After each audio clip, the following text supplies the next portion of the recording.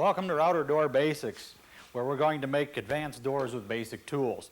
We're taking a look at a number of ways of making these doors up so that you can, at home, build some of the nicest doors that you could expect to find on any commercial cabinet. There are a number of different cuts we can make. We're going to see all of these in the tape, joinery, and a number of other aspects of the door construction. Before we get started, if you view this tape and you find that maybe you're not up to speed, you might want to consult with my videos 104 and 105 in the series, Basic Door Construction and Advanced Door Construction. They'll give you additional information to help you see the big picture here, although this videotape will stand alone and help you go. So, let's go get them. In making up router-made doors, there are a number of things that we have to do to join the parts together. The way we join them can vary from one technique to the next. In working with this joint today, we're going to start with the biscuit or plate joint.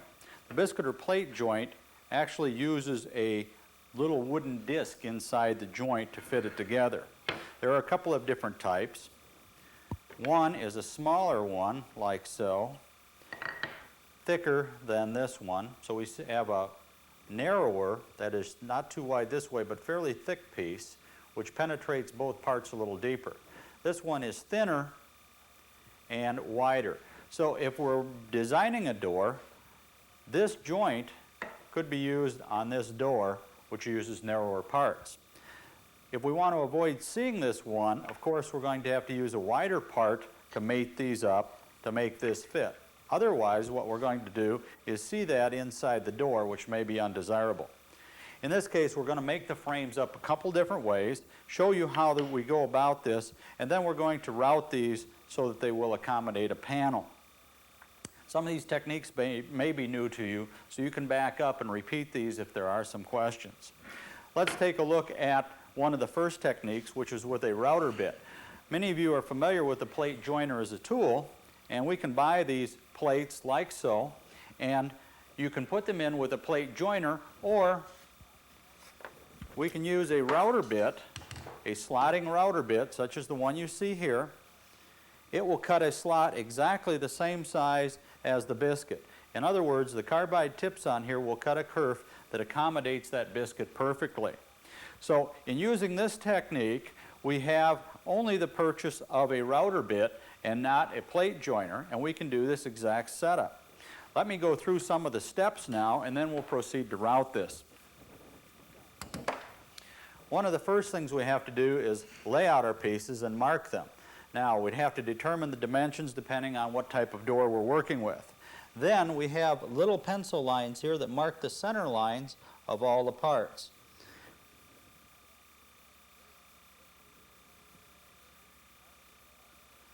If we're really being particular, we can mark these, especially if color was important here. For example, we have X's here, but we might call this A, and then we can call this B, B. And now we'll be able to bring these parts back together so they always fit together correctly. To route these, we've got to do a few things to work safely and to work smart. We'll clamp these on the bench like so that we can route these slots into the edges.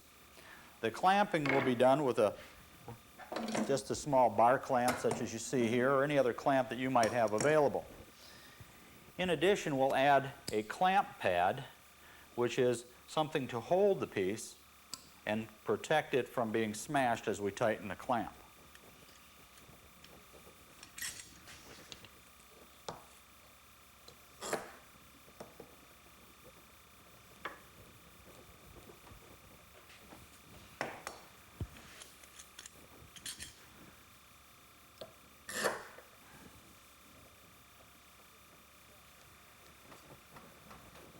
It's a good thing to check to see if they'll spin. If they'll spin like this, you need to snug that clamp up just a little more, much better.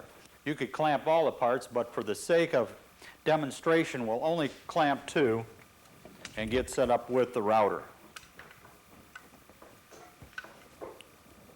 I've got my router preset for the right depth. I have the good faces of my boards up. That way, the good faces will all line up when they're joined. Any irregularity in stock thickness will actually be compensated for on the back of the piece rather than the front. I'll need my ear muffs to protect my hearing, a pair of goggles so I can get in close, see what I'm doing, and work safely. Let me get a cord prepared here.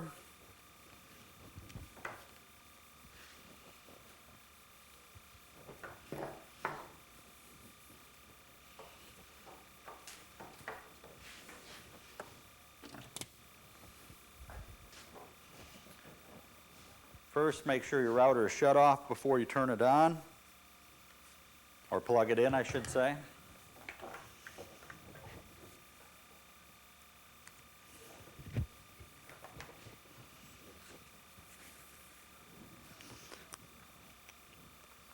Next, I'll set my goggles and muffs. Now what I'm going to do is set this on here, and I'll be able to look in and I'll see the center line of the mark here, and I'll be able to bring the center line of the router bit in on that mark. The ball bearing here will stop me when I get my true depth. From there I'll go over and do these two as well, and then we'll stop and take a look at what's happened.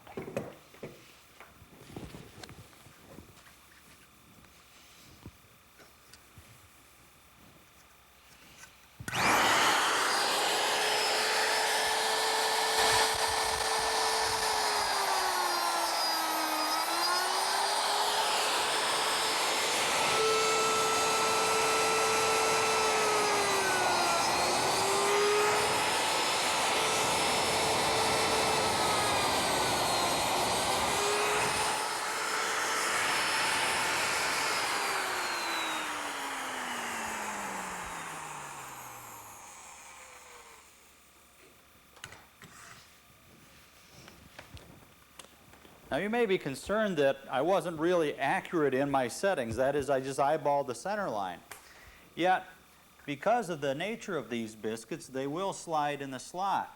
So I shouldn't have any problem joining them.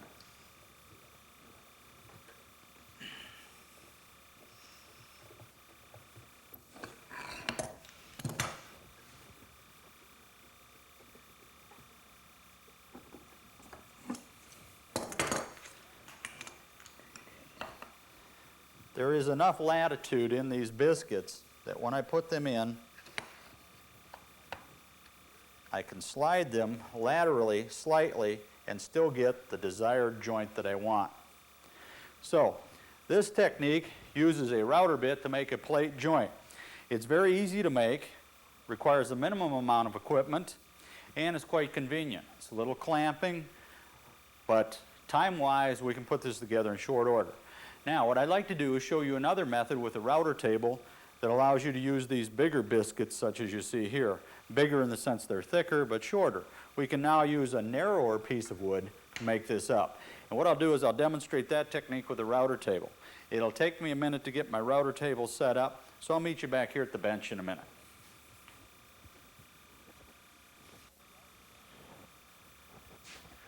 We've set up my router table now, and we've done a few things with it to make this biscuit joint cutting easier. What we're going to be doing is taking our center line mark, lining it up with a bit, and this stop will hold our position. We're going to feed in, and there'll be no problem with control because the ball bearing on the bit lines up with the fence. You'll be able to see that here in a second. We'll feed in, we'll make that cut, and we'll flip it around and make the opposite end of the cut. Now, for the vertical pieces of the door, the stiles, we'll be able to make the cut on one end, but obviously we can't make the cut on the other end until we change the setup. So I'll make all the cuts I can first, and then I'll show you the way to change the setup.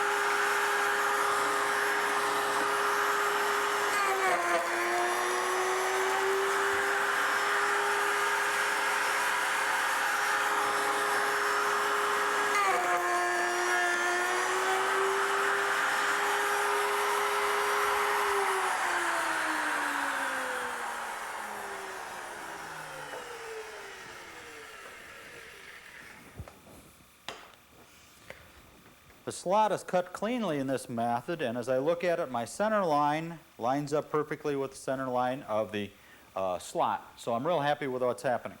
Now, what do I need to do to make the next setup? Well, the first thing I want to do is unplug my router from the machine, since I'm going to be, or from the power source, so that I won't have any chance of accidentally turning it on.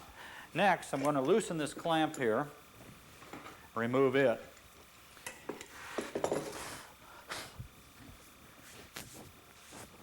And I'll position my piece. I've got that pencil line here. I'll position that under the center line of my guard, like so. And that will help me position my stop. Now, I think what I'm going to do is position my stop this way, since it's going to be easier to clamp it and control it.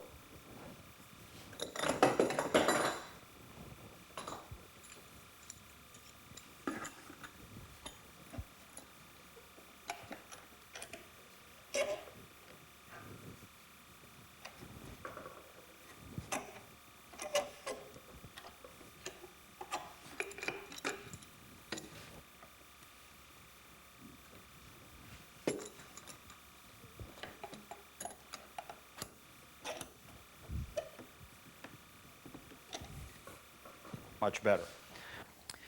You'll note that the line on our board lines up with this line that's been etched in our barrier guard, which also lines up with the center line of the router bit and the center line on our fence. This assures us then that when we position our stop, it is in the right position. We can butt against that and make the cut. So everything's set up. I've locked the fence with a good clamp, or the stop, and the fence is clamped securely, so I can proceed to make the cut.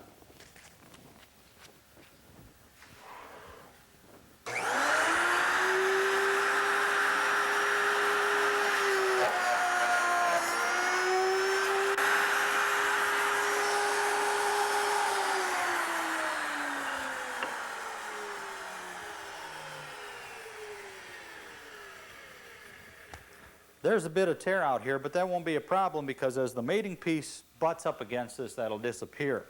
So we're not going to concern ourselves with that.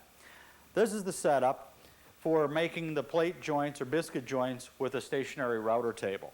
Now that we've cut all of these, we'll go back, remove this, I'll dismantle this, and we'll set up, and I'll show you to clamp these up so we get a nice, tight, good-fitting door or panel ready to, or door frame that will accept a panel. So I'll get that ready now.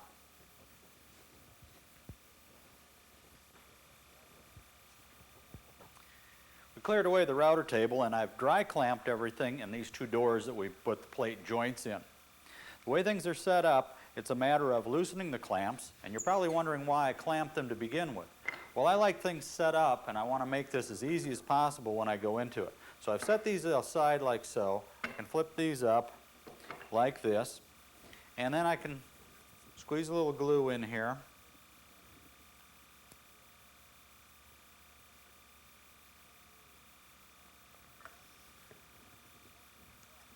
And then brush the glue on. It's important that you wet the opening.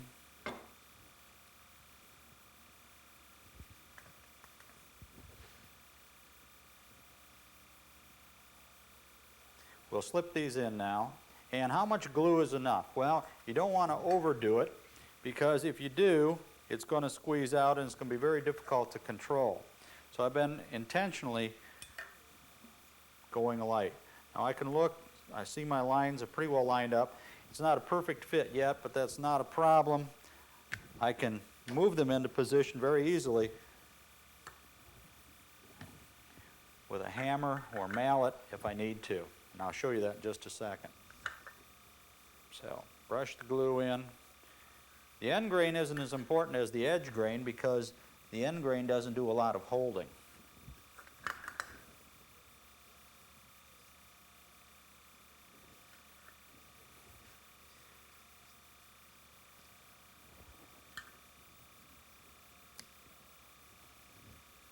These will start to swell once the glue hits them. And so you have to work fairly quickly once you get going here. So I'll push this around, flip it over just like that, tap it down, bring it back into the clamps, and gently snug these up. I don't want them too tight yet. Here's why. I want to be able to tap this a little bit so that it squares up. Then I can start to snug the clamps just a little bit more.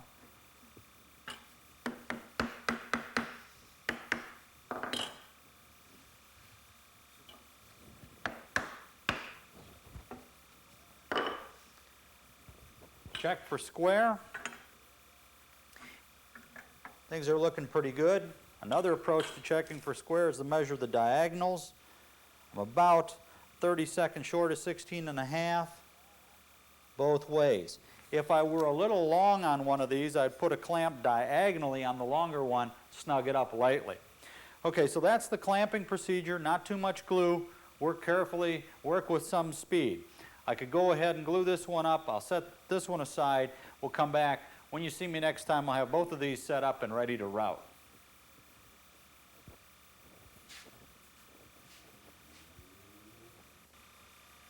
We're going to make up some moldings, and we're going to use these to hold our panels in the door. And we'll see a little bit more about that later, but let's make the molding for now. Notice that we've got two beads formed here, and then a rabbet cut on the bottom. Right now, what I'd like to show you is how to make these beads. We've set up a cutter in here protected under the shield, and it cuts half of that bead. You can get an idea of what's being cut as this goes through like so. Then, after that's cut, we flip the piece over and we make another cut, and that forms the opposite side of this. So it takes two passes to make that bead, yet the beauty of it is that you only need one cutter, your costs stay low, and I think that's an important dimension. Now the piece we're going to be using is a little more substantial, and that's good because we're taking quite a bit of wood away. We've set these feather boards up so they put a little bit of drag on the piece and also take the bounce or the vibration out of the piece. Look your stock over before you make any cuts. You want to cut with the grain whenever possible, and you also want to cut your best side. You want the best grain out because that's the side we're going to showcase. All right, I've set up my cutters. I've got to plug in my machine, put on my muffs and so forth, and I'll be ready to go.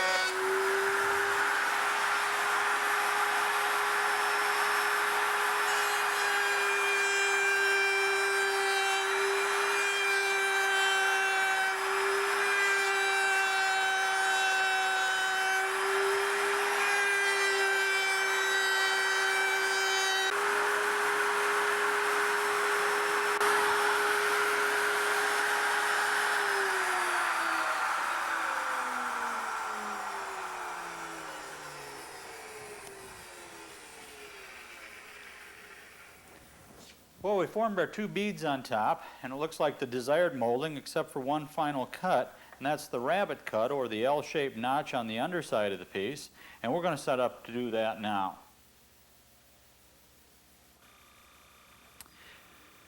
We've rabbeted this piece, and that'll be the molding we'll be using to hold our door panel into the door.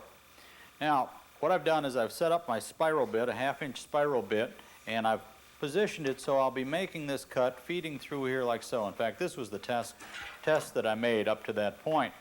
Now, we'll make several feet of this molding so that we can miter this and use it around the door, and its use will become evident as we get into the door construction.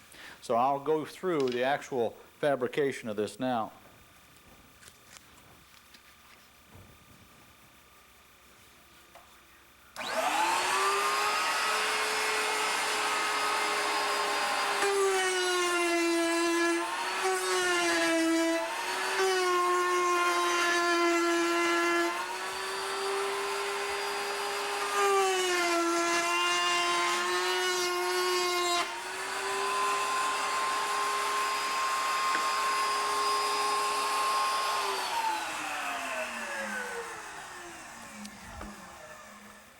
If we were running this, we would probably run 50 to 100 lineal feet depending on what kind of doors and how many we have. But this channel, this L-shaped channel, matches the setup with the panel. And what's the depth? Oh, about 1/8. What's the width? Oh, about 1/2. There's nothing etched in stone about these measurements. It just depends on what's comfortable for you. A little practice with this will help you decide exactly what you need.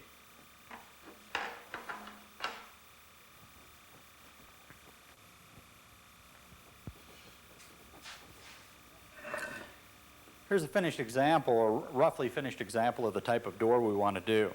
You might have recalled in video 104, basic door construction, we actually put the rabbet on the back of the door.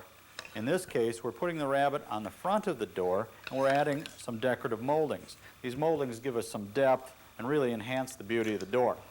So, how do we set the depth of the rabbet? Well, I prepared a scrap to test this out. Here's my molding scrap.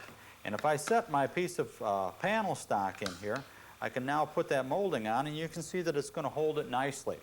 This is the exact depth that I need, and I've set the stop on my router for that depth. I'll take it in 2 cuts. In other words, I'll take a light cut, and then I'll use the opposite stop to make the full depth of cut.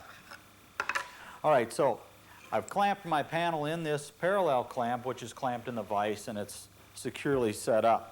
I've cut the rabbet on this one, and we'll come back to this, but you can see that we've got a nice clean rabbet around here, and we can use that to hold our panel in position. All right, let's go to the routing. There really isn't a lot to it. If you've done some routing already, you may well have. First of all, I've set my stops. I've got a deep or full depth stop, and I want to turn back to the initial stop. This is a lighter cut. This lighter cut then will allow me to take this in 2 passes and reduce the chance that there be any tear out in the cut. So I'll be able to make about half of this around like so, and then I'll stop it, change the depth to the full depth, make that cut. Then I can go back to the shallower depth after I change the clamps and proceed to do the exact same series of cuts on the opposite side.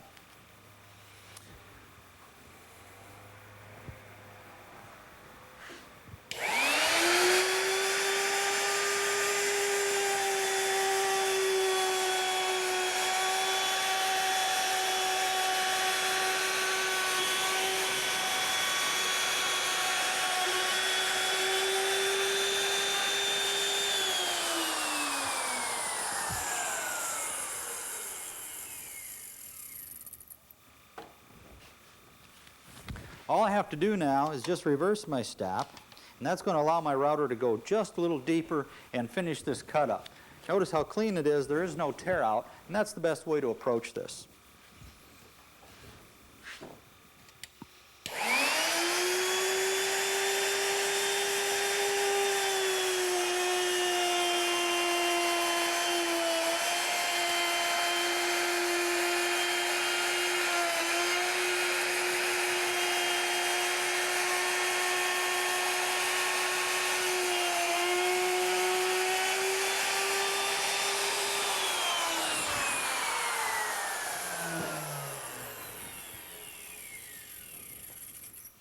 Now I'll reverse this, and you get a better idea of how the cutting is done.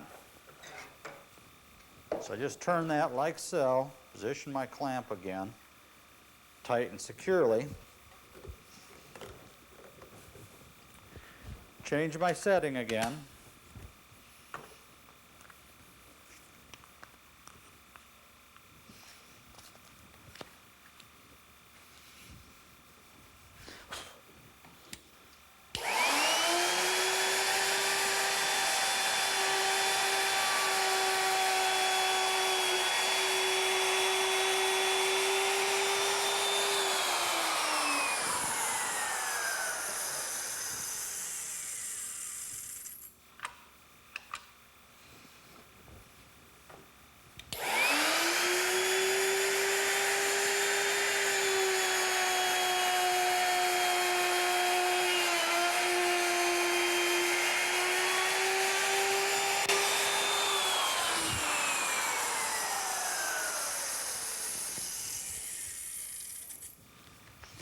So that's ready to go. Now, we get a radius in the corners because of the arc of the router bit. And we have to square that up to accommodate the square panel and also accommodate the miters of the molding, which will fit in this corner snugly like this. And with that little bit of wood there, we've got a problem. So what I can do is clamp this down and then proceed to square these up.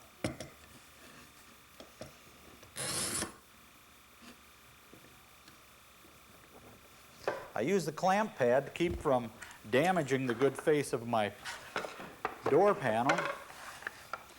And I'll take about a 3/4 inch chisel. I'll just work one of these corners.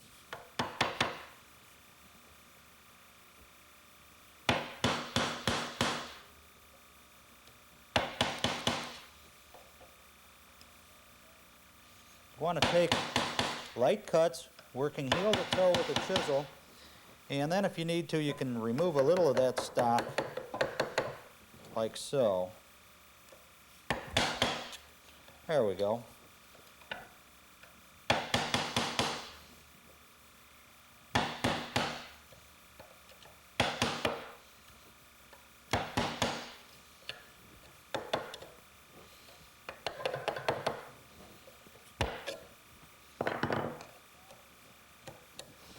You may notice now that we actually see the opening from the cavity from the biscuit in here, or plate joint, but that's not going to be a problem because we're going to add to this some kind of panel, like so, and then we'll have our molding on here like this. So that won't be a problem, and we'll make the door have a deeper appearance, a richer look.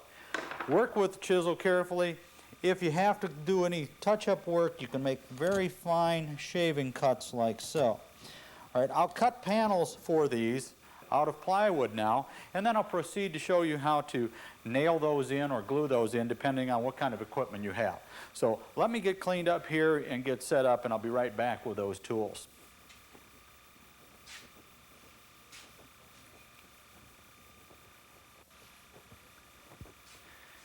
Well, I think you can see we're ready to go. We've got the molding cut, and I think you'd agree that it decorates that panel real nicely. A couple tips and a couple things to think about if you're going to cut these miters. You might already be asking yourself, how are you going to do it?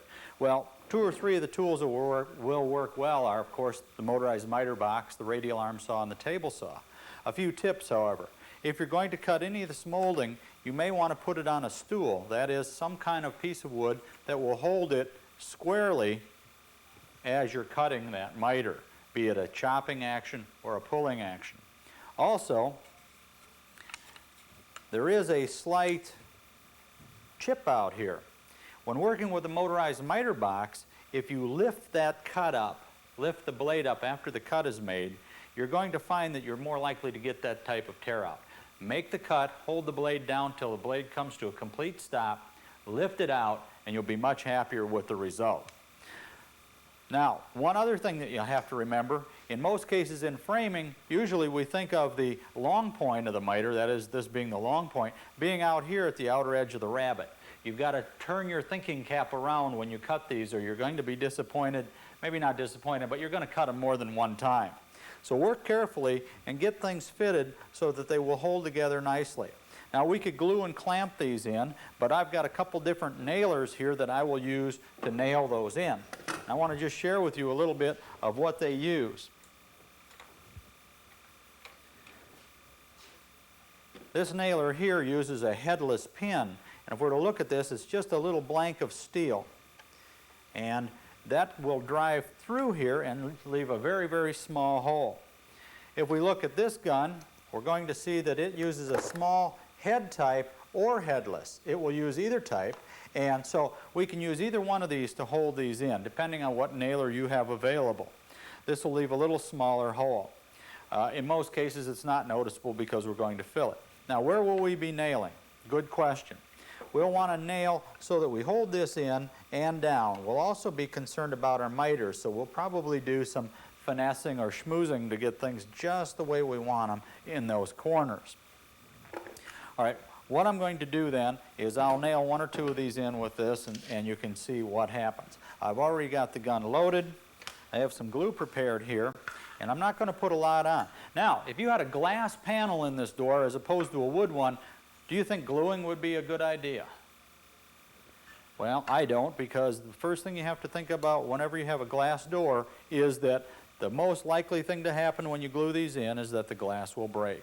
So we want to avoid that whenever possible. So I just brush a little bit of glue on there and slip that in like so. And I'm going to work this piece along with it. I'll brush just a little bit of glue in there, not much.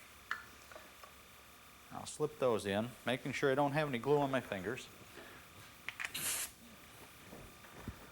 Bring those together so they're fairly tight. There's one pin in that corner. Now what I want to do is move this in so I've got a nice tight fit there at the corner, and that's what I'm going to nail to. Now I can work these two loose ones against those to get my corners all looking really sharp. So again, just a little bit of glue down there, not too much.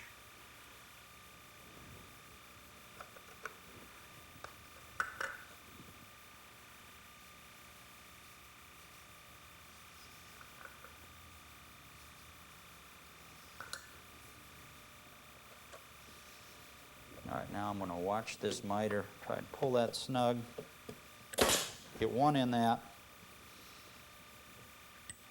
one here, and now I'll pull these two so they look good.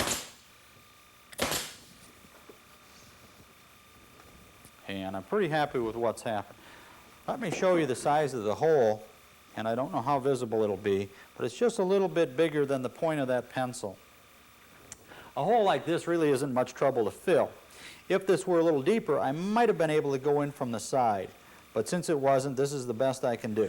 I've got one spot here that's sitting a little high, and I'm going to adjust that right now. And I'm ready to set that aside, do my filling or whatever I need to do. Be mindful of your panels. If there's a warp to them, they can cause problems. Push down on those all the way around to make sure they sit nicely. All right, we've been through the process of making this molding, and I want to show you a couple other doors now.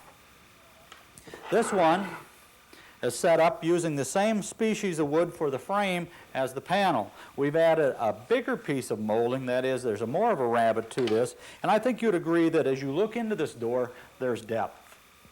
More shadow, more line, and even though we're using 3/4 inch stock, we have the expense or the richness of 5/4 or 6/4 stock. So this is one way we can make something inexpensive look very nice, a matter of a few miters. Again, here's another one using a little different approach. When we compare these two, we see one extra dimension of that, and that is the raised panel in the center. We haven't talked about that yet, but we're going to get into some ways of making these raised panels on your router table and show you that as part of router door basics. So we'll get into that as well as a few other setups here later. Right now I'm going to clean the bench and get ready to fill these holes and prepare to move on. So we'll be back in a minute.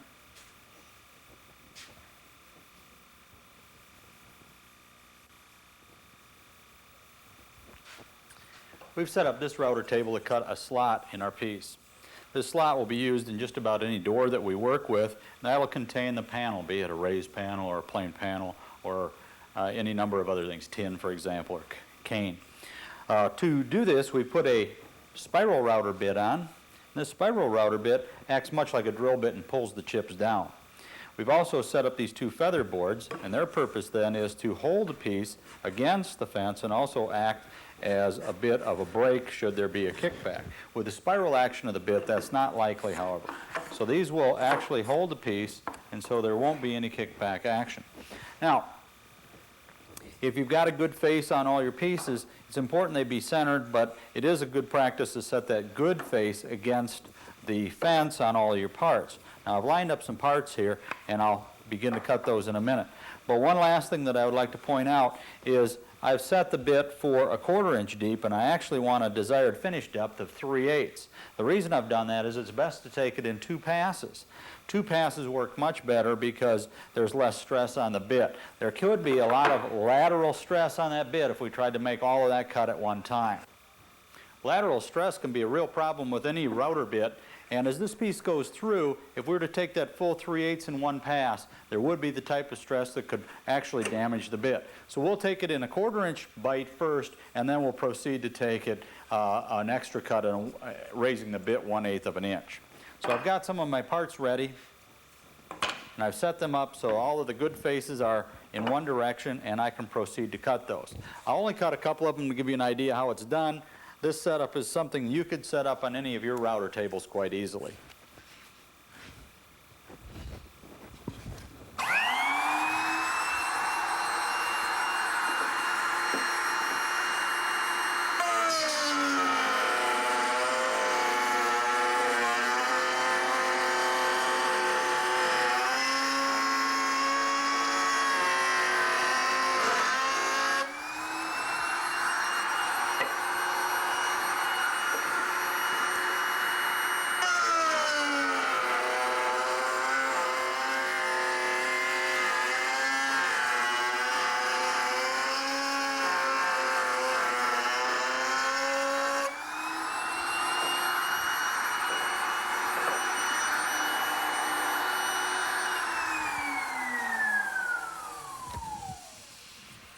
The procedure's the same for all of the parts. We want to make sure we've got her centered. We could check now. If there is any deviation, we can make those adjustments. So as I check this, it looks like I could adjust that fence just a hair and proceed. So I'll do that and wrap this up. We adjusted the fence so we are centered, and you can see that we've now got our bit set to the full depth, our 3/8. And all we've got to do now is proceed to make those cuts on the remaining pieces. Again, we want to keep the same face against the fence so that we don't goof things up. If we're off just a little bit, it is a bit of a problem, but if we double the error by flipping it around, we've got a real problem. So I'll cut these, and then we'll proceed to the final steps.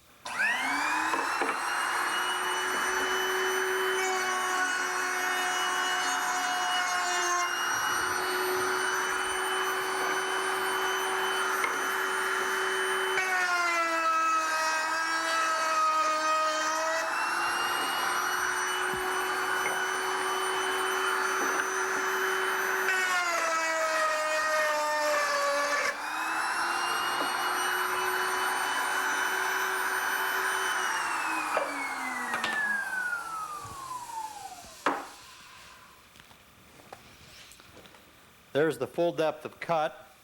Now we can do a number of things with this. We can proceed to make some tongue and groove joints or miters and so forth. And we'll be discussing those as we get into those scenes. So you can look forward to seeing that. In our last setup, we cut this groove using a 1/4-inch spiral bit. We've got a 1/2-inch spiral bit set up now, and we've got its height so that it will actually remove all of the stock that forms the groove, leaving us with a tenon.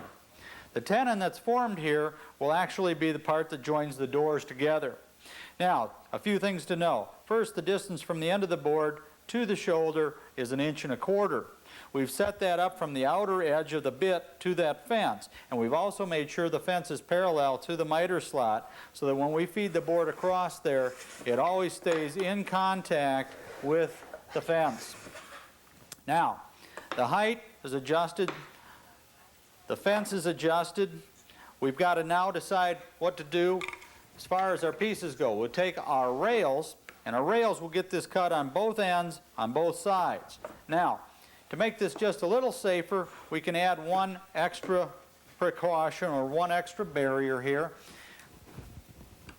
And all this is a piece of wood that's going to act as a barrier between us and the cutter. And we'll just clamp that down with a couple of C-clamps once we have it positioned. And we can proceed to make this cut.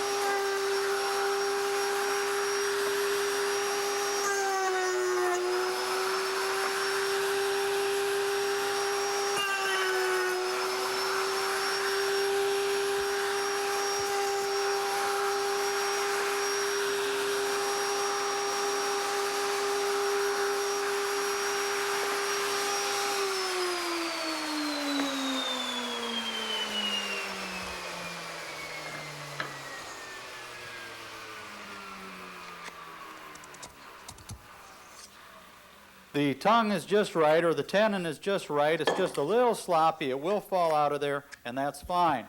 Now, the next step is to make the haunch on this piece. And if we were to line our pieces up like so, we'd see that that pencil line bottoms out on the bottom of that groove. That actually determines where the haunch needs to be, and it has to be a 1/2 inch deep, so that when these two pieces are pushed together, the mortise and tenon joint is down here, the haunch is here. Now the reason we have a 1/2 inch is so that if we route a rabbet around here to make a rabbeted door, we don't cut into that cavity. This is very important. If you're curious about this, you may also want to look at VW 105, Advanced Door Construction. We show you some of these setups in detail. So I'm going to now stop, break down this setup, and change to make the haunch.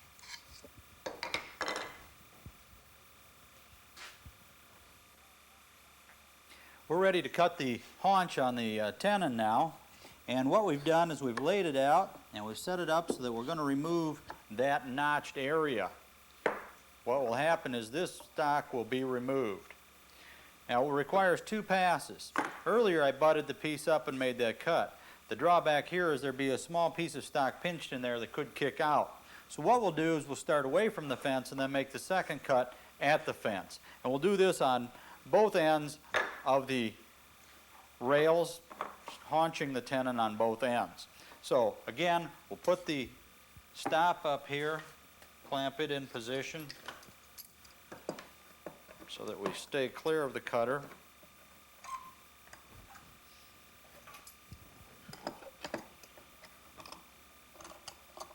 And remember, we don't start with it butted at the fence, but rather about 1/4 inch away.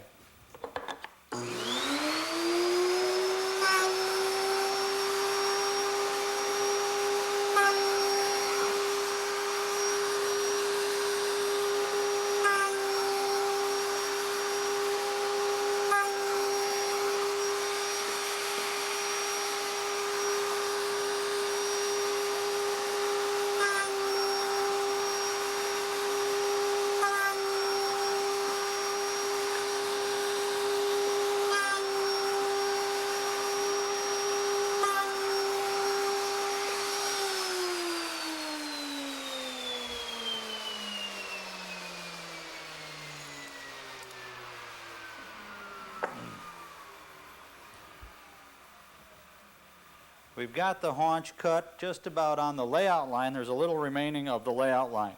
Now there is a little bit of tear out on the back side here, and we could put some kind of backer in there if we wanted to, although in most cases just a couple brisk moves like so, remove that fuzz and make it just like new. All right, so that's the haunching. Now, one of the things we'll have to do later is put a slight radius on here or square out the mortise into which we position this, and now we'll show you those techniques later in the setups.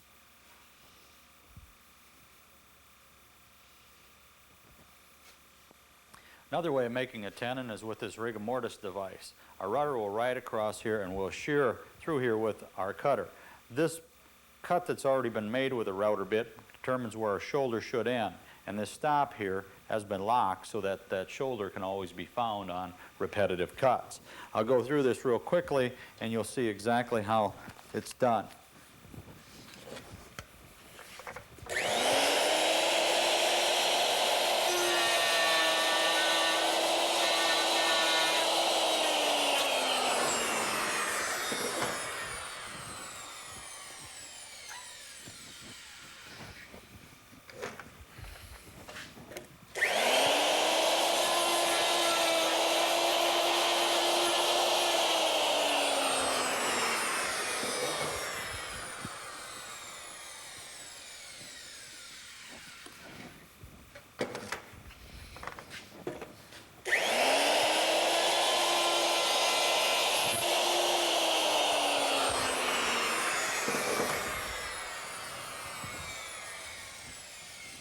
That would cut one side of the tenon. Next I would loosen this up, flip it over. I've already cut the other side. This would slide in again, and of course the end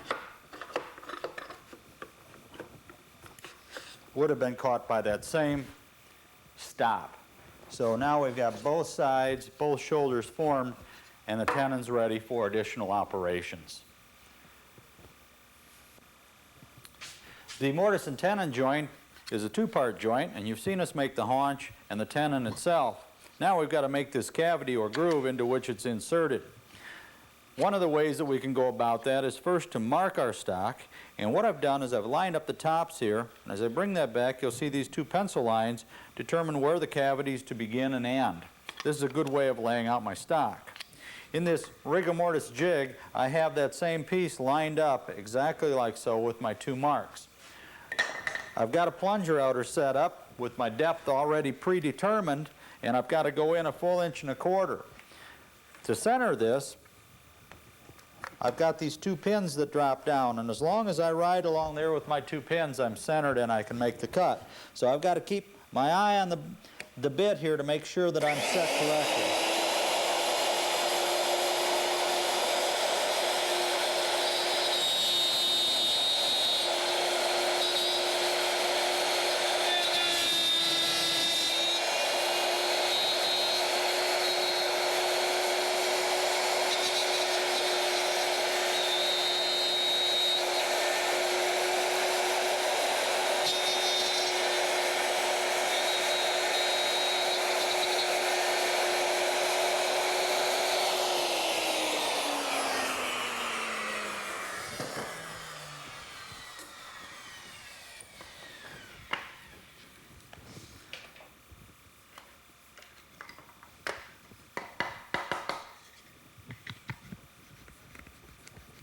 Little tight on that side.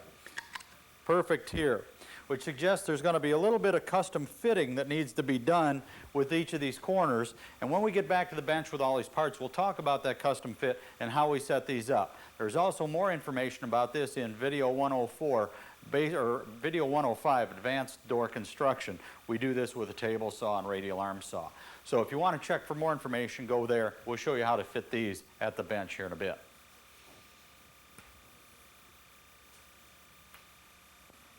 Mortise and tenon joints are real important to the door construction, and one of the most important parts of it is the fit between the parts. This one fits pretty well, but if we try to fit this one in here, we got a problem. The problem is these corners haven't been cleaned up yet. We've got to have a radius on there so that'll fit the cavity. And there are a number of ways of doing this.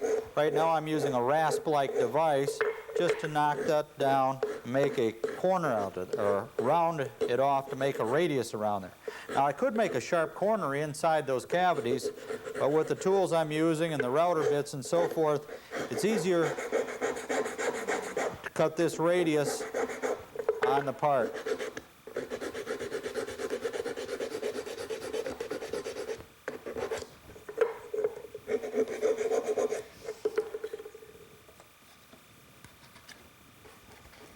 That's more like it. That's the kind of fit we need. There's just a little bit more interference down at the bottom. We can clean this up a little bit. See if there's a little residue in there. That's a good one.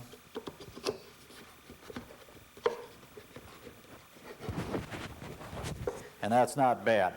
I can look for a shiny spot now to see what the fit's like.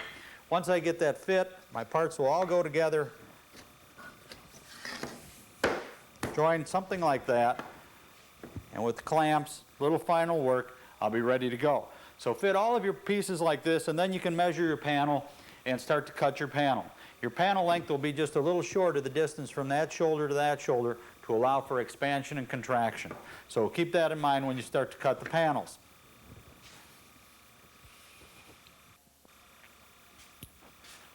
Another good door joint is what we refer to as a stub mortise and tenon, or what looks like a tongue and groove joint.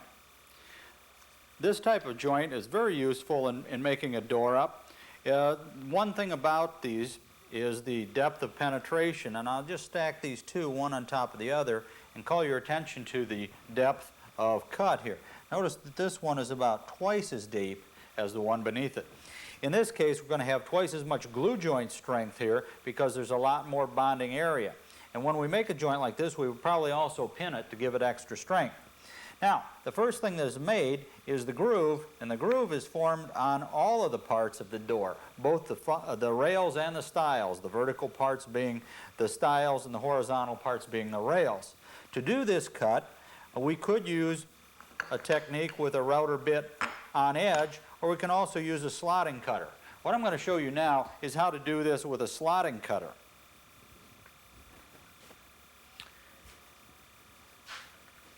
A slotting cutter is a piece of steel that cuts a slot. In other words, instead of feeding the pieces vertically and having a cutter come through, we'll feed the pieces horizontally like so. And I think I've got a piece prepared here that will show you what's happening.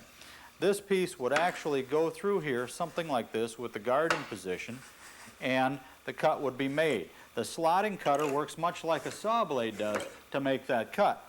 Now, in working with this, it's very important that you have the bit centered on your workpiece. Otherwise, you're going to have to make two different cuts when you form that tongue. One height for this side, another height for the other. So it is important that you decide that early. This bit has a 1/2 inch collet to reduce deflection. We've got a couple feather boards set up to work with the stock. And in some doors, we may have some stock that is only about 8 inches long for the rails. It is best, however, to slot those as pieces that are about 16 inches long, like you see here, because this gives us more control and an easier and safer way of dealing with the stock. We can then cut it in half afterward. So don't cut these into small pieces until you've actually made the groove or slot on the edge of the pieces. Now I'll demonstrate the technique. There's really not a lot to it. We've got the fences in a straight line, and they're aligned in the same plane as the ball bearing. In other words, the ball bearing and those two fences are all in the same plane. This gives us the full depth of cut. The size of the slot is about 1/4 of an inch wide, and it goes in about 3/8 to 7/16 deep.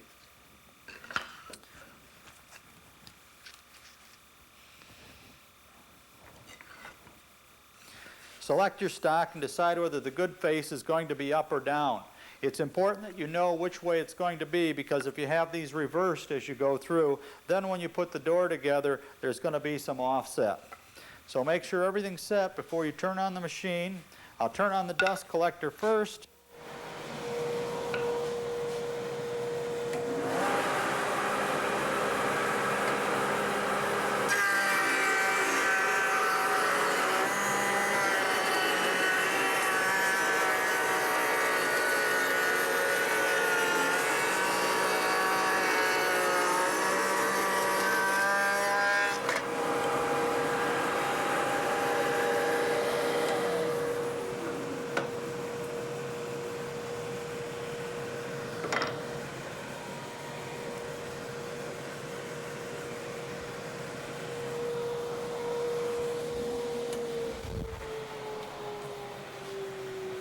We've got our groove cut now. Our tongues are about even. It's like this could drop a little bit, but there may be a slight twist in the board. As you work with your stock, you'll start to notice those things. One thing I wanted to point out, we were able to work with that guard using a push stick that allowed us to work under here, feed our piece through, and still pull out. So there are ways of working and devising jigs and push sticks that'll make the job safer, and I'd encourage you to think about those things every time before you work. Now, it's time to start thinking about the tongue and some other cuts, and we'll get back to that in just a minute.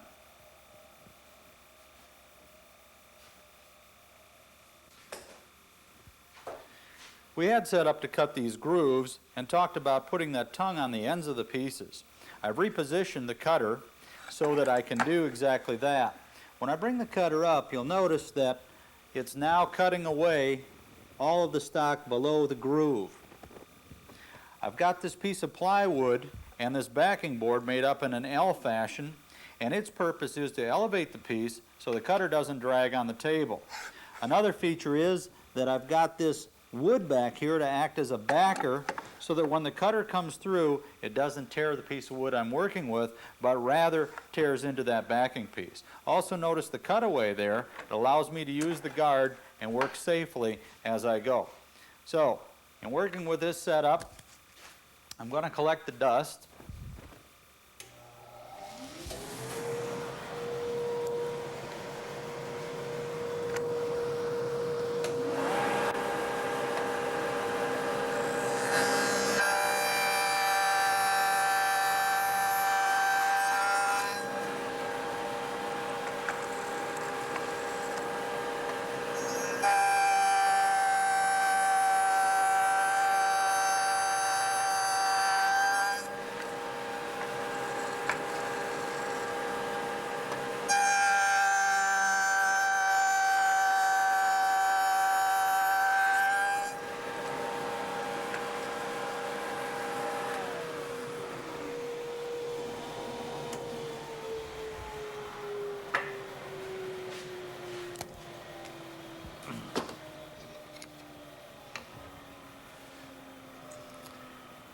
all of the rail ends will get these cuts.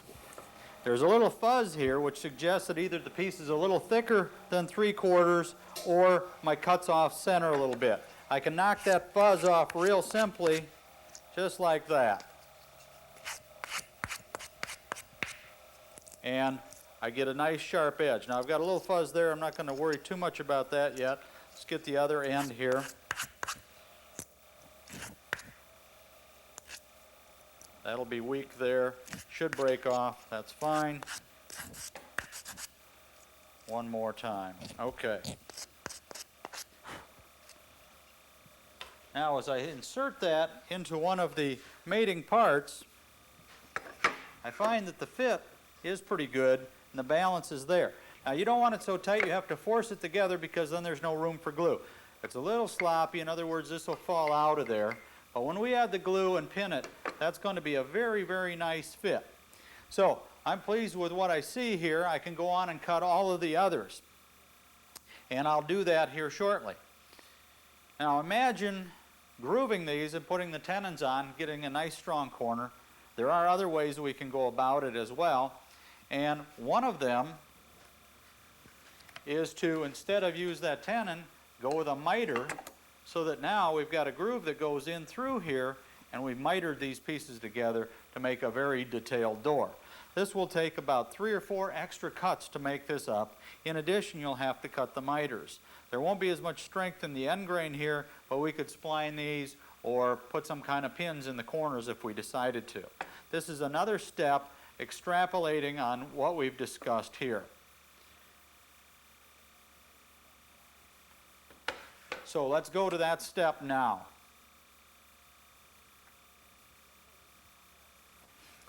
Earlier we talked about transforming a piece of stock like this that had been grooved into a molding that could be mitered and formed into a frame. We're going to now look at the techniques for doing that.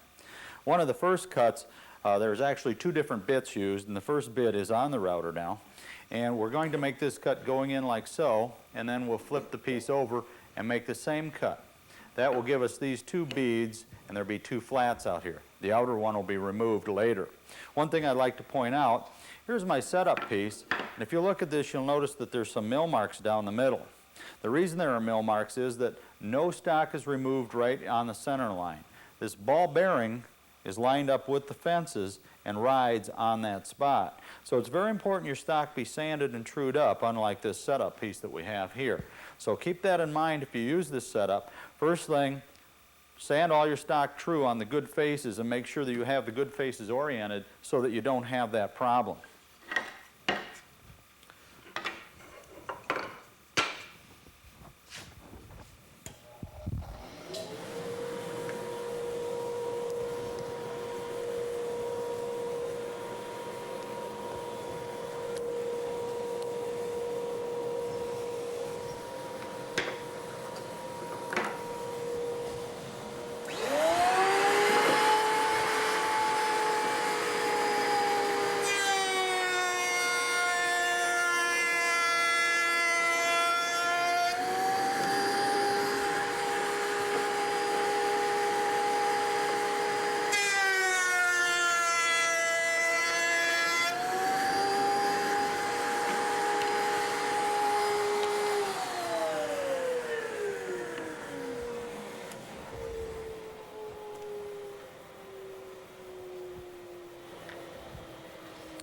We've got one more cut to make. We've gone from flat to shaped, and now we've got this beveled back to cut. We're going to stop for a second, change bits, and proceed to make that cut on all the parts. So we'll do that now. Didn't take long to change that bit, now did it? The next step is going to be to cut this radius on the outside edge. And this is the cut. There's the setup we'll be using. Now it's important that you remember to keep the groove side out or away from it. In other words, the groove's got to be on the inside edge of the door, and we're going to cut the bevel on the outside. One thing that we might be able to do is work with a guide like this if we weren't using a push stick, rather a push block. But I'm going to use a push stick in this case to feed the piece and keep my hands clear of the cutter. So.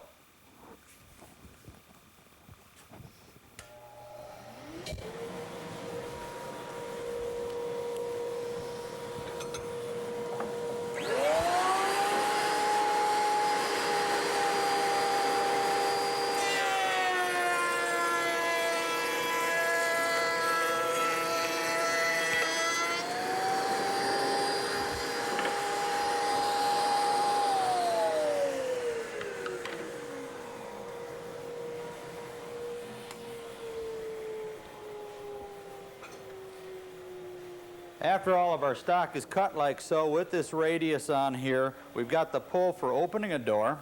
And from here we can now proceed to miter the corners and make up a frame door such as what you would see here. So that's the last step other than mitering. Your choices of mitering are mini, chop saw, or motorized miter box, table saw, or radial arm saw, depending on what you have available. So use your ingenuity and take it from there.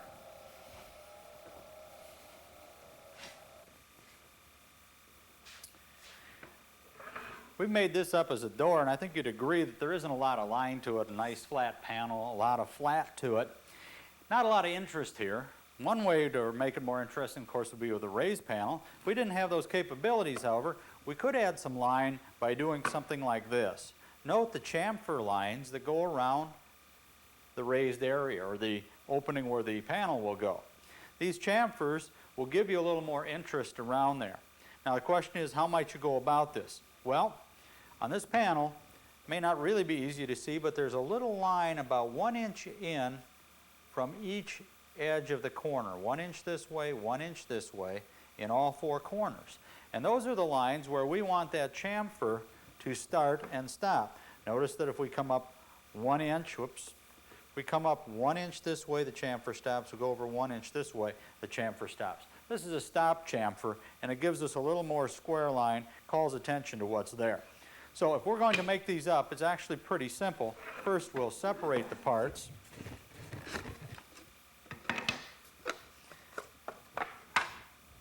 And I'll clamp one end like so, far down as I can, and still have good grip on it. Next, what I'm going to do is I've set my router bit, which is a chamfering router bit, to cut that line. Now, I'll have to be watching what I do because I want that cutter to start the arc right at that pencil line. So it'll take a little concentration, and remember, I could start in here and ease back a little bit, which would be far better than making an error.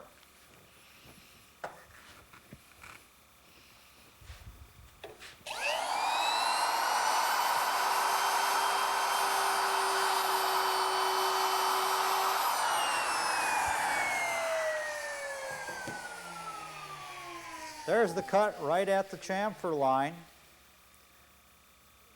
Now all I have to do is move the piece.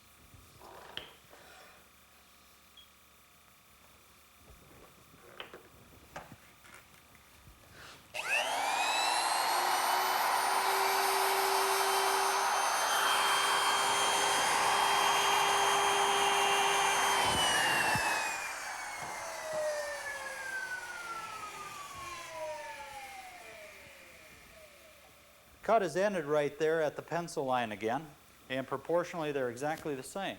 Now, this procedure would be repeated 4 times for each of the 4 parts. Once that's done, we're ready to glue up.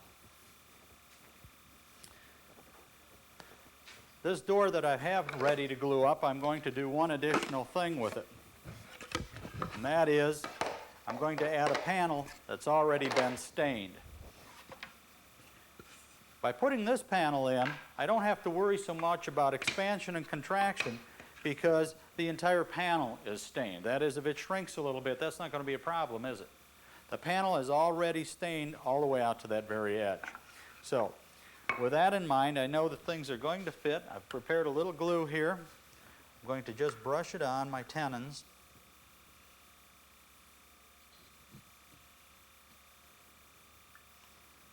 Slip that in like so.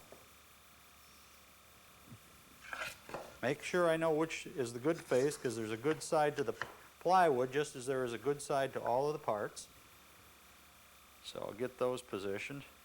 I'm not worrying too much about the end grain, just that face grain, because face grain to face grain gluing is the strongest, and end grain gluing really doesn't give you a lot of strength. Put that down on the panel. Position that accordingly. Now I can just brush a little bit on these 2 sides like so.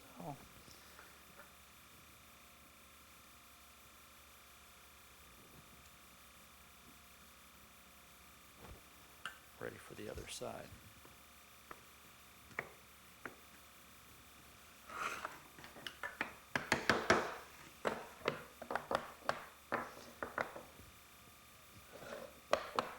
fits quite good here, but I'm going to just snug this up lightly, making sure that everything's flush across the top.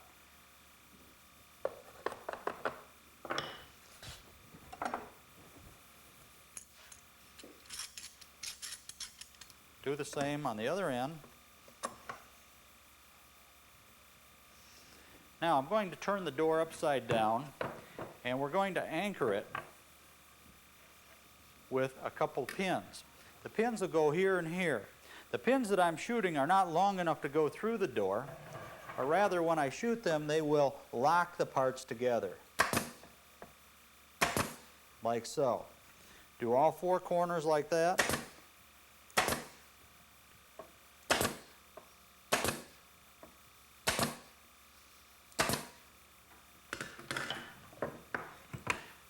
Now I can remove the clamps because those pins now have been shot through the tongues, holding that door in a rectangular fashion, nice and snug, no racking, almost like a steel dowel. Now, if you don't have this capability in your shop, you could actually use some small nails. What you would do is cut the head off them, chuck them in a drill motor, drill through, and then drive them. I show that technique in my video 101, so you may want to check that again if you're not sure of how it's done. Well, that's how we get this door ready to go, and I think you can see the line. We've got some nice chamfers, a nice decorative look. We'll call this a wrap on this door, set it aside for the glue to cure, and then we'll come back and take a look at it again.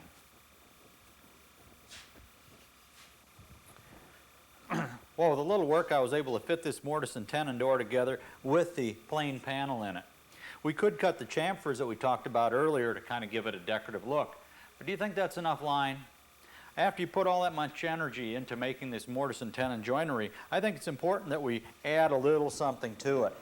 Perhaps a raised panel like this. We can raise this panel in a couple different ways, and we'll talk about how that can be done inexpensively as we get into this tape. So, be thinking about how you want your doors to look, a little more depth perhaps, a little extra line, and we can go on to making them just like that.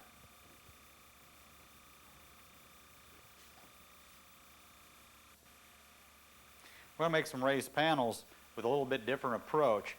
Today everybody looks at all the equipment you can buy, and we've taken a more of a low-tech approach to making these up. One of the things we've done first off is we've set a fence that's actually at an incline 6 degrees toward the bit. The bit we're using is a 1/2-inch spiral bit. We have all of the exposed cutting edge actually up above the table.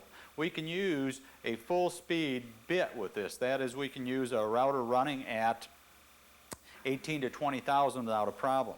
We also have a push block that'll sit on here that's a saddle to help us guide this through the cutter. In addition to that, we're going to add one feature, and that's dust collection. We've made up a rain gutter piece here that we can use to pull the chips away from the cutter as the work is being done. This additional dimension helps reduce the bumping and jolting, takes the intimidation out of the job. Another feature is this feather board. The feather board allows the panel to get through there, but I think you'd agree it's pretty difficult to get your fingers in there. Not impossible, but difficult. The idea is we have a barrier here, and we also have a holding device that holds the panel in. Before we made this feather board, we cut a bevel on the front edge of it that runs parallel to the face of this fence so that it is in total contact. The piece will go through something like this. First we'll do the end grain. We'll use this push block to guide our piece. We're taking a relatively light cut. To make this work, you should take 2 passes around the panel. So what I'm going to do is turn on the dust collector and get ready here, and we'll go ahead and make this cut.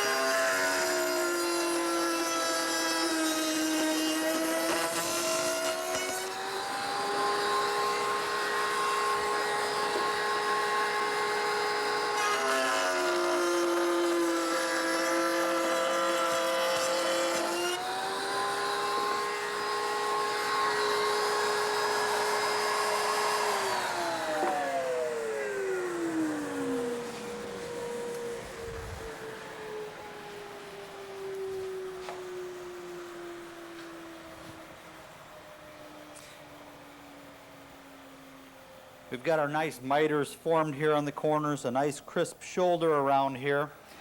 We've taken most of the stock out, and we've got just a little over a 1/4 inch shoulder here. Now, if this is going into a 1/4 inch groove, we'd have to remove just a little more stock, and that would be that light cut we'd need to fit into the groove of our mating panels. So from here, all I really have to do is adjust that fence. If I found that I was getting too much wedging action pushing this into the groove, and it's only 6 degrees, I could do one of two things. I could put a slight bevel on the backside with a plane, or I could take that same spiral bit and cut a square cut along here so that it would fit the groove.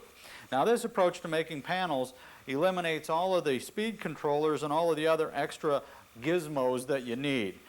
Take light cuts. Again, you're working with a solid carbide spiral bit, which does an excellent job and machines very well even under heavy conditions. The light cleanup cut would take those few ridges out of there, but beyond there, this is just about ready to be stained and finished. Very minimal sanding, if any. It is important, however, that you have the center of your panel already sanded, because if you start to sand around here beforehand, what you're going to do is lose those nice crisp shoulders we formed with the cutter. So this is an approach to making panels inexpensively. We'll take a look at some others during the videotape, but here's one that you can do with a minimum amount of equipment. We've set up now to raise panels with a vertical panel raising bit. You can see the bit there up close, and what it's going to do is cut a cut very similar to that. It's a little different than the one we used for that setup.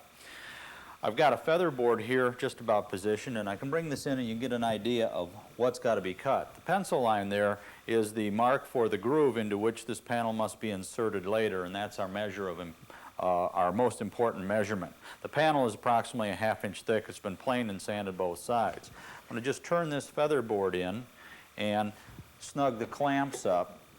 The idea here is that we've got two things going for us. First, the feather board is going to hold that panel perpendicular, and second, it's going to act as a barrier between us and the cutter. I've got dust collection set up here, and I think that's very important to the overall success of this operation because it takes some of the bumping and intimidation out of the cut. Also notice this push block here, which goes through like so. The push block controls and backs the piece up, particularly when I'm cutting the end grain, which is usually a little more difficult to do.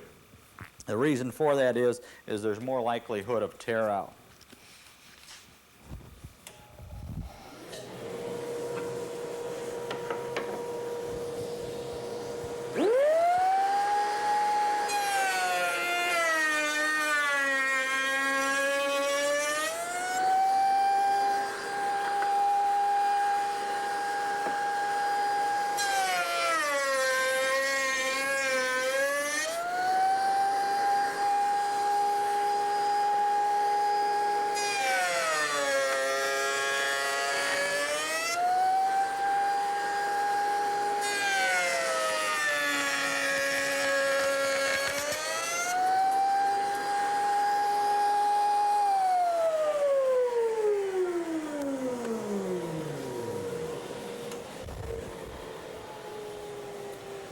Our most important measurement is how does that fit the groove?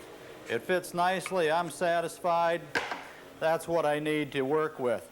The quality of the cut along the end grain is very good.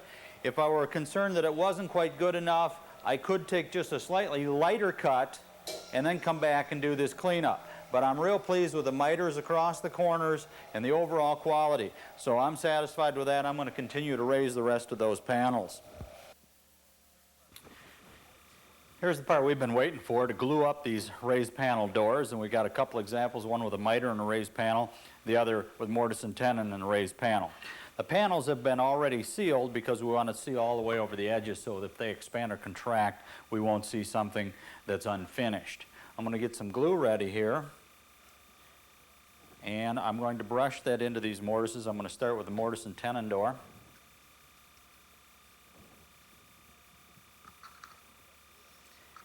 When gluing, it's best to wet the wood. We could just let this squirt in here, but a much stronger bond occurs when you wet the wood.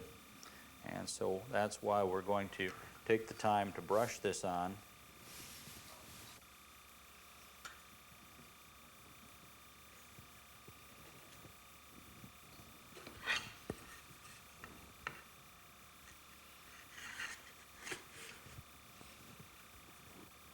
I'm not putting any on the shoulders. Any squeeze out will come out down there. And anything that's excess would just be a problem and spill out onto the face or stiles and rails of the door, something that I'm really not too excited about having happen.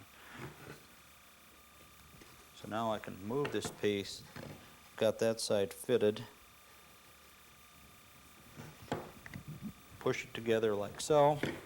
I do have a bit of squeeze out, not enough to give me much of a problem yet. I can use my hammer to tap things into position if I want. I'm going to just lightly pull things together here.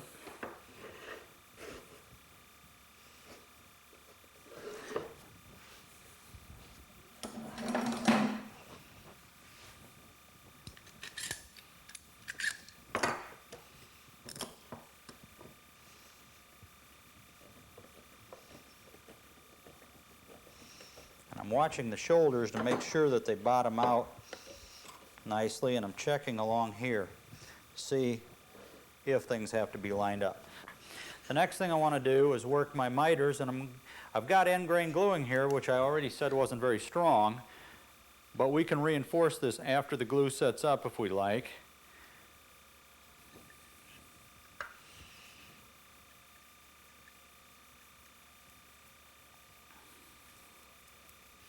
Good to wet that end grain so that you get good strength, because the end grain tends to absorb the moisture in the glue pretty quickly, so I'll wet both of them pretty well, push them together, let them start to work.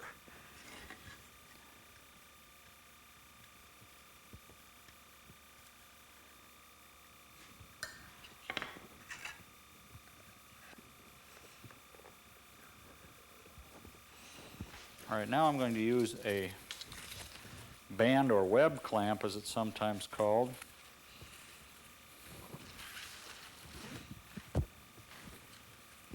Provided I get it untangled. And I'm just going to set it around here lightly like so, and then pull on it. Now there are some things to remember when you work with these clamps. First of all, you don't want to have it like I've got it with the tightening nut down, so we'll turn it over. And second of all, you don't want this very close to either edge, because as you start to tighten it, it will start to creep that way.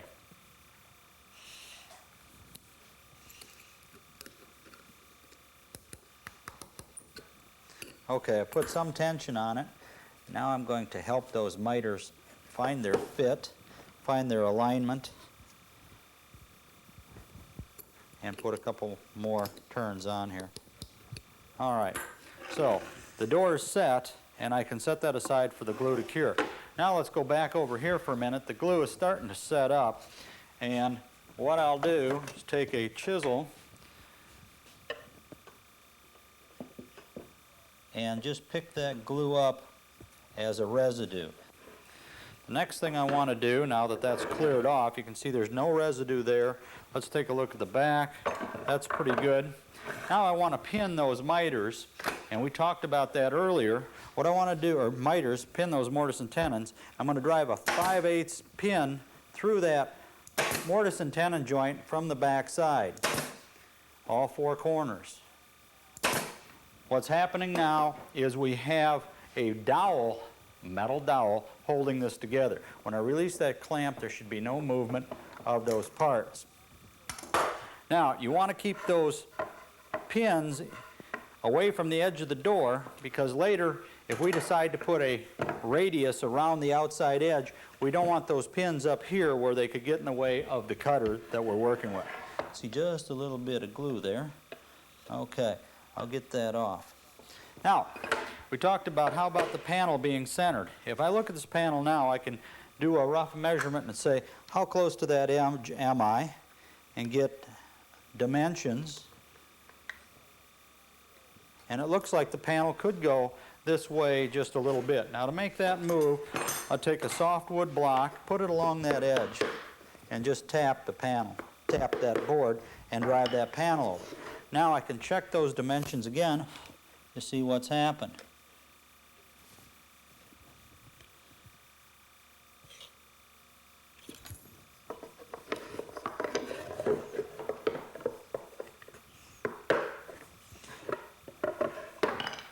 Side to side it's about right. Now let's see what we've got here.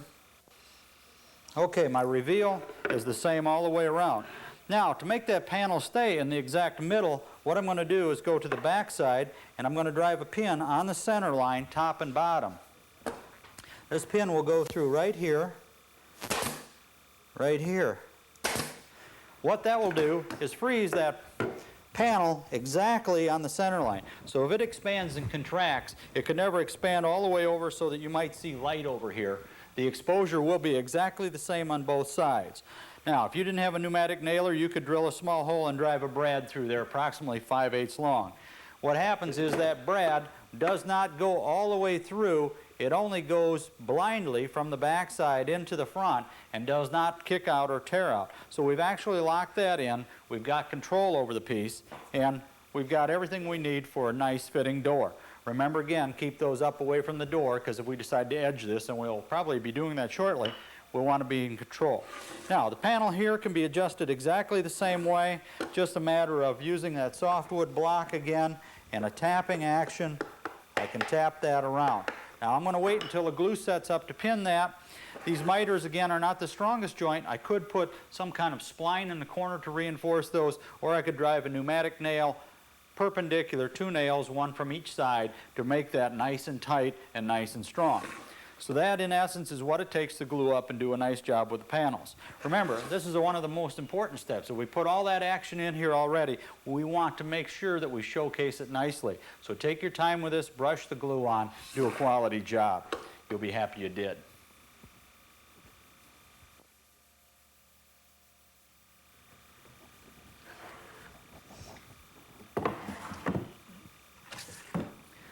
Good to have a storage place for those expensive bits when they're not in use. In fact, that's kind of why we made up that nice base and the router table. If you've been admiring these during the course of the video, we'd like to tell you about a set of plans that are available for these. Many of my friends and students like this as well. They asked about the plans, and so we developed a set that are available now. If you're interested in these plans, give us a call at 1-800-383-9067. There are 5 pages of prints here and a lot of options that you can use no matter what type of router table you'd like to make up. And there's plenty of opportunities to try your router skills in making this up. So give us a call, 1-800-383-9067.